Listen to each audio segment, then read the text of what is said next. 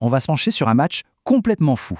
Comment le FC Barcelone, avec une domination pareille, a pu finir sur un match nul 3-3 contre le Club Bruges. On va décortiquer ensemble l'anatomie de cet effondrement. Alors, regardons ces chiffres de plus près. Sur le papier, il n'y a pas photo. Le Barça a archi-dominé, avec le ballon quasiment 3/4 du temps. Mais là où ça devient vraiment dingue, c'est que malgré tout ça, les deux équipes ont créé exactement la même qualité d'occasion. C'est fou, non? Et c'est ça la grande question. Cette contradiction, ce n'est pas juste un détail statistique. Ça révèle une vraie faille. Comment est-ce possible de contrôler le ballon à ce point sans jamais, au fond, contrôler le match? C'est le symptôme d'un problème bien plus profond qu'une simple mauvaise soirée. Bon, première étape, on va essayer de démêler ce casse-tête des stats, parce que c'est vraiment la clé pour piger ce qui se passe avec la défense du Barça en ce moment. Ce qu'il faut retenir, c'est que la possession, ça ne veut pas dire maîtrise. Et le Club Bruges l'a parfaitement démontré. Avec seulement un petit quart du temps de jeu, ils ont été tout aussi dangereux, tout aussi menaçants que le Barça. Ok, mais alors, d'où vient cette fragilité, la source du problème? Eh bien, toutes les analyses semblent converger vers un seul et même point, un choix tactique. La fameuse ligne défensive du Barça qui joue obstinément très très haut. Pour faire simple, c'est une stratégie à haut risque. Quand ça marche, c'est génial, ça étouffe complètement l'adversaire, mais quand ça rate, ça laisse des boulevards, des autoroutes dans le dos de la défense où les attaquants peuvent s'engouffrer. Et cette citation, elle résume tout. Une tactique qui était une force est maintenant décrite par certains analystes comme de l'auto-sabotage, tout simplement parce que l'équipe n'a plus les armes pour l'exécuter correctement. Maintenant, revenons au match. On va voir comment ce pari tactique a créé une sorte de réaction en chaîne, un effet domino qui a fait s'écrouler tout le bloc équipe. C'est un engrenage infernal en 4 étapes qui s'est répété sans cesse. Ça commence tout devant, les attaquants ne pressent pas assez. Du coup, le milieu doit monter d'un cran pour aider, ce qui crée un trou. Et là, la défense se retrouve toute seule, exposée. L'adversaire n'a plus qu'à balancer un long ballon, et c'est la panique. Et ça, ce n'est pas de la théorie. On l'a vu sur chacun des 3 buts. Le premier, un problème d'alignement. Le deuxième, un contre-éclair après un corner où personne ne revient. Le troisième, encore un piège du hors-jeu qui explose. Chaque but est la conséquence directe de ce problème de système, pas juste une erreur individuelle isolée. Évidemment, ce chaos tactique, ça met une pression folle sur les joueurs, et ça crée un contraste saisissant entre ceux qui ont complètement pris l'eau et les quelques-uns qui ont réussi malgré tout à garder la tête haute. D'un côté, on a des joueurs qui sont passés au travers, avec des erreurs qui coûtent cher. Et de l'autre, on a le jeune Lamine Yamal, qui a été un véritable héros solitaire, sortant un match incroyable pour presque, à lui tout seul, arracher le match nul. Mais le plus inquiétant, c'est que ce match désastreux, ce n'est pas un simple accident. Non, c'est le symptôme de quelque chose de plus large. Un entêtement, un refus d'adapter un système qui clairement ne fonctionne plus. 0. C'est le nombre de clean sheets, de matchs sans prendre de but, que le FC Barcelone a réussi à faire depuis le 21 septembre. 0. Ça fait réfléchir. Forcément, les critiques se tournent vers le staff technique. La question est simple. Pourquoi s'obstiner avec cette tactique risquée quand l'équipe n'a visiblement plus la confiance ni la cohésion pour la mettre en place? Donc au final, ce 3-3, c'est bien plus qu'un mauvais résultat. C'est le reflet d'une philosophie tactique qui est arrivée à bout de souffle. Et ça laisse une énorme question en suspens pour l'avenir du club. Combien de buts faudra-t-il encore encaisser avant qu'un changement soit enfin opéré ? Bienvenue à cette exploration approfondie. Aujourd'hui, on se penche sur un match de Ligue des Champions qui a fait, on peut dire, couler beaucoup d'encre. Ce nul complètement fou, 3-3, entre le Club Bruges et le FC Barcelone. Bon, spectaculaire, oui c'est sûr, mais qui laisse surtout un gros arrière-goût d'inquiétude côté catalan. Oui, tout à fait. C'est un match révélateur, je pense. On a épluché pas mal d'analyses, de comptes rendus, de débriefings qui ont vraiment décortiqué cette rencontre. Notre objectif ici, c'est de comprendre comment le Barça, avec une possession de balle presque écrasante par moment... Oui, 76%, hein. C'est énorme. Exactement. Comment, avec ça, ils ont pu montrer une telle fébrilité derrière et surtout ne pas réussir à gagner contre cette équipe de Bruges. Certes, elle est coriace chez elle, mais bon, on ne s'attendait peut-être pas à ça. Alors, allons-y. Plongeons un peu. Effectivement. Et au-delà du score lui-même, c'est vraiment la manière. La façon dont Barcelone a encaissé les buts, cette incapacité à maîtriser le match malgré cette possession, ça saute aux yeux. C'est assez fascinant d'ailleurs, hein. Bruges, avec seulement 24% de possession, a généré quasiment la même menace. Les expected goals, bon, cette stat qui mesure la qualité des occasions. Oui, le XG. Voilà, le XG, eh bien, ils sont très proches, autour de 2,14 pour chaque équipe.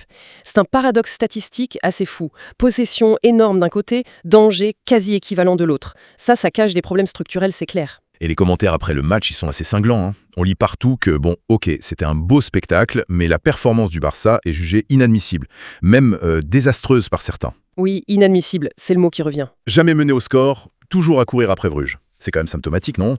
Pour une équipe de ce calibre. Absolument. Et franchement, le 3-3 final, on pourrait presque dire que c'est flatteur pour Barcelone, vu la physionomie. Bruges a mené 3 fois, 1-0, 2-1, 3-2. Incroyable. Et il donnait l'impression de pouvoir marquer sur chaque contre-attaque rapide, ou presque. C'est là qu'on voit le contraste. Le Barça tire 23 fois pour 3 buts, Bruges 10 tirs, 3 buts. L'efficacité n'était clairement pas du même côté. Ça illustre bien ce déséquilibre entre tenir le ballon et être dangereux ou se protéger. Exactement. Alors, le point noir, évidemment, tout le monde pointe du doigt la défense. Les mots catastrophe, naufrage, problème systémique reviennent en boucle. Ça semble aller bien au-delà de simples erreurs individuelles. Qu'est-ce qui coince à ce point? Cette fameuse ligne défensive très haute de Hansi Flick, elle est au cœur des critiques, on dirait. C'est clairement ça, oui. C'est le cœur du problème qui ressort de toutes les analyses.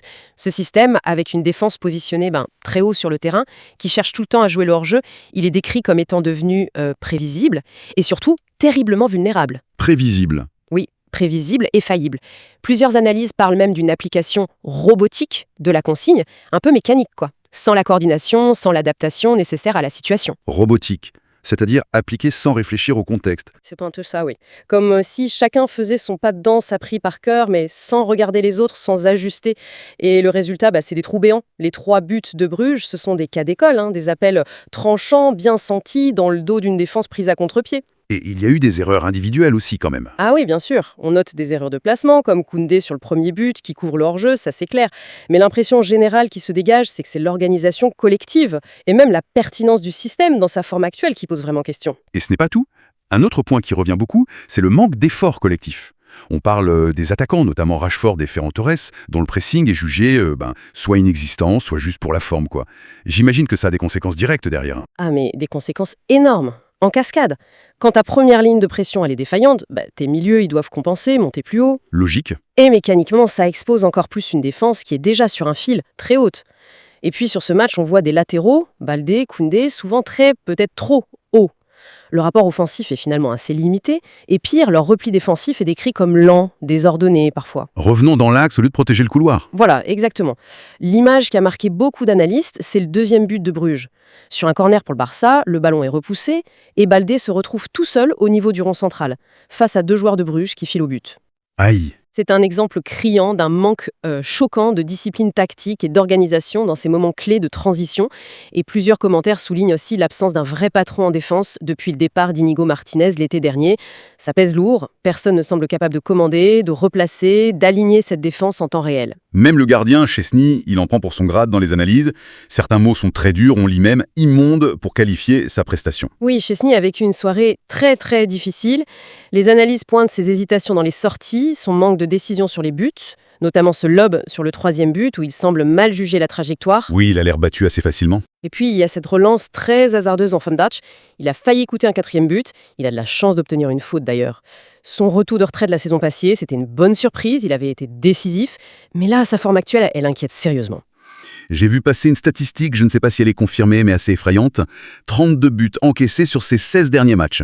Oui, une source avance ce chiffre, il faudrait vérifier précisément, même si c'est approximatif. Ça traduit une tendance très très préoccupante pour Dernier Rempart, c'est sûr. C'est quand même un paradoxe, parce que malgré tout ça, le Barça met 3 buts, mais l'attaque, elle non plus, elle n'a pas totalement convaincu si on lit entre les lignes des chiffres bruts. Les absences pèsent lourd, c'est ça? C'est très clair. L'absence de Pedri au milieu, elle est criante. Il manque ce joueur pour fluidifier le jeu, pour trouver la passe juste, pour donner le tempo. Et l'absence de Rafinha sur l'aile aussi est criante. Il apporte cette percussion, cette capacité à éliminer, mais surtout un travail défensif bien plus important que ce que propose Rashford par exemple. De Jong essaie de poulmater les brèches. Oui, Frenkie de Jong fait ce qu'il peut, mais il semble souvent un peu seul à vouloir organiser. Il court un peu partout pour compenser. Offensivement, ce qui ressort, c'est beaucoup de déchets techniques dans les 30 derniers mètres. Des mauvais choix fréquents. La dernière passe, le dernier geste. Voilà. Et puis un manque de connexion assez frappant entre les attaquants. Rashford et Ferran Torres sont souvent pointés du doigt dans les débriefs. Très décevants, ils pénalisent l'équipe par leur manque de combinaison, leur faible rendement, mais aussi par leur manque d'implication défensive, comme on disait. Rashford, même si ses stats globales ne sont pas si mauvaises depuis son arrivée. Oui, mais on critique le volume d'occasions dont il a besoin pour être décisif, c'est un peu ça le problème. Bon, au milieu de ce tableau assez sombre, il y a quand même eu des lueurs d'espoir. Lamine Yamal notamment. Il a été plutôt déterminant, lui, non? Ah oui, Lamine Yamal, c'est la très grosse satisfaction. Peut-être la seule véritable côté Barça sur ce match. Il marque un but magnifique pour le 2-2. Superbe but, oui. Et c'est lui qui provoque le but contre son camp pour l'égalisation finale, sur un de ses centres forts devant le but. Plus globalement, les analyses sont unanimes, c'était le joueur le plus dangereux, le plus entreprenant, celui qui a constamment cherché à créer quelque chose, à dribbler, à percuter. Et tout ça alors qu'on s'inquiète toujours pour sa pubalgie, cette inflammation. Exactement. D'ailleurs, plusieurs notent qu'il semble retrouver de bonnes sensations et qu'il reste, même s'il n'est pas à 100%, la solution offensive numéro 1 de cette équipe. On peut aussi créditer Fermín López d'une bonne prestation, surtout en première mi-temps avec 2 passes décisives. C'est vrai. Mais bon, même un Yamal brillant ne pouvait pas cacher toutes les lacunes collectives vues ce soir-là. C'est impossible. Et pour être juste, il faut absolument parler de la performance de Bruges. On ne peut pas analyser les difficultés du Barça sans reconnaître que Bruges a parfaitement joué le coup. Tactiquement, ils ont été excellents, non ? Ah mais absolument. C'est un point crucial qui ressort de toutes les analyses objectives. Bruges mérite un immense crédit. C'est une équipe qu'on a tendance à sous-estimer, Oui, souvent. mais qui restait sur une très longue série d'invincibilité à domicile, depuis avril. Ce qui frappe, c'est l'intelligence de leur plan de jeu. Simple, sur le papier, mais exécuté à la perfection. C'était quoi ce plan, en gros ? Un bloc défensif compact, très discipliné. Ils acceptent de laisser le ballon au Barça, pour une possession souvent stérile, très horizontale. Et dès la récupération, bim, transition ultra rapide vers l'avant, en ciblant systématiquement l'énorme espace laissé dans le dos de la défense du Barça. Ils avaient bien repéré la faille. Ah oui. Et le jeune attaquant Carlos Forbes, il a été le symbole de ça. 2 buts, une passe décisive. Sa vitesse, son intelligence d'appel, il a fait vivre un cauchemar à Baldé. D'une efficacité clinique. Ok, alors si on essaie de synthétiser un peu tout ça, ce qui ressort de ces différentes lectures du match, c'est Une défense du Barça complètement aux abois. ça. Minée par un système à haut risque qui semble à la fois prévisible pour l'adversaire et mal maîtrisé par les joueurs eux-mêmes. Exactement. À ça, on ajoute un manque d'efforts collectifs pour protéger cette défense, des erreurs individuelles qui coûtent cher et un gardien en plein doute. C'est une très bonne synthèse. Et n'oublions pas d'ajouter à ce tableau défensif déjà bien chargé les absences de joueurs cadres comme Pedri et Rafinha qui déséquilibrent l'équipe. Oui, important. Et une animation offensive qui, malgré les fulgurances de Yamal, manque cruellement de constance, de connexion entre les joueurs et d'efficacité globale. Face à une équipe de Bruges parfaitement préparée, rusée et chirurgicale devant le but, le mélange était détonnant pour Barcelone. Ce 3-3 final donc. Spectaculaire pour le neutre, mais il laisse une impression très mitigée, voire carrément inquiétante pour le Barça. Il révèle une vulnérabilité défensive qui semble plus structurelle que juste passagère. Et ça pourrait coûter très cher, surtout face à des adversaires plus costauds en Ligue des Champions. Le prochain match à Chelsea, ça s'annonce déjà comme un test majeur. On va voir s'il y a des ajustements. La question fondamentale pour Hansi Flick et son staff, elle est maintenant sur la table et elle est brûlante. Faut-il s'obstiner avec ce système défensif à haut risque, parier sur un retour en forme des joueurs clés, une prise de conscience collective, une amélioration des automatismes ? Ou alors, Ou alors, est-il temps d'admettre que ce système, dans sa forme actuelle, expose trop l'équipe, peut-être à cause des profils des joueurs, de leur état de forme, et qu'il faut adapter l'approche tactique pour retrouver une solidité qui fait cruellement défaut.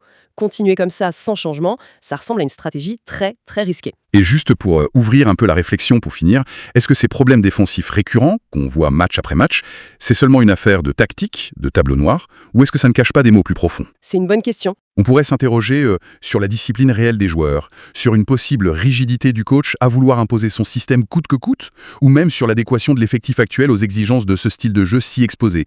Voilà une piste de réflexion qui risque d'animer pas mal de débats d'ici les prochaines échéances, j'imagine.